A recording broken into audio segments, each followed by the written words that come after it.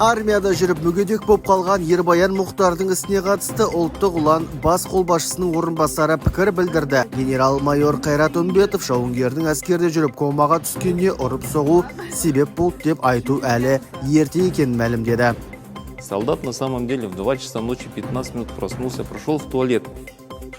Там есть свидетели, которые видели, как он упал. На сегодняшний момент идет следствие. Следствие, которое проводится военно-следственными органами Министерства внутренних дел. И сегодня рано говорить о том, что кто-то Мухтар Ербаян ударил.